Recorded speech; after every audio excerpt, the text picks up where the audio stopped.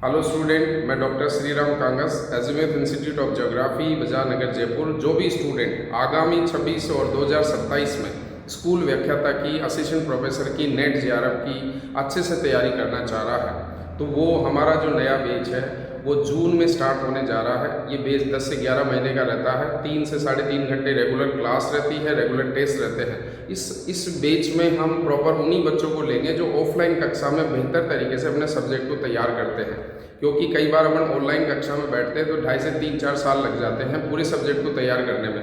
फिर एकदम मन करता है कि अभी एग्ज़ाम होगा नहीं। तो आप ये ध्यान रखें, जो भी पेरेंट्स इस वीडियो को सुन रहे हैं और अपने बच्चों को आगामी भविष्य में आप असिस्टेंट प्रोफेसर, स्कूल व्याख्याता, आरएस, आईएएस बनाना चाह रहे हैं, तो भूगोल विषय का ज्ञान उसको गहराई से होने के लिए ऑफलाइन कक्षा ज़रूरी है।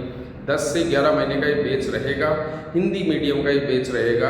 तो जो भी स्टूडेंट ये निश्चित प्लान करके चल रहा है तो समय न गंवाएं, अपने समय को किसी न किसी कार्य में लगा दें, लगातार उस कार्य के साथ जुड़े रहें तो टाइम आपका वेस्ट नहीं होगा।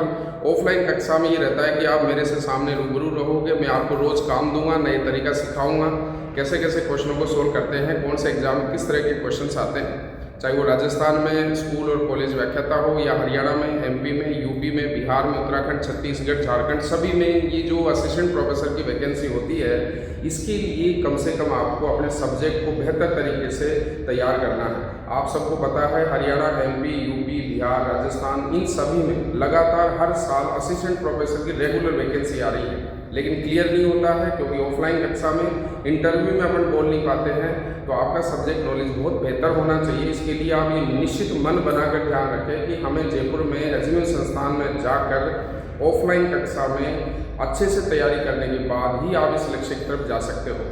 अगर कोई नेट जेआरएफ करता है, पीएचडी मिलती है, स्कॉलरशिप के साथ फिर आगे बढ़ सकते हो। ये निश्चितता तैयार करके रखो। मैं भी जब एमए किया था तो नेट जेआरएफ करने के बाद मैंने स्कॉलरशिप ली थी, उसके साथ मैंने पीएचडी किया और आगे की तैयारी की। तो इस निश्चितता से जब आगे बढ़ोगे तो अपने लक्ष्य को रखने के लिए सब्जेक्ट को बेहतर तैयार करो। तो उसके लिए आप दिए गए नंबर पर डिस्कशन करो। ये हमारा रजिस्ट्रेशन जो प्रोसेस रहेगा ये मई महीने तक रहेगा। 30 से 40 बच्चों का हमारा बैच होता है।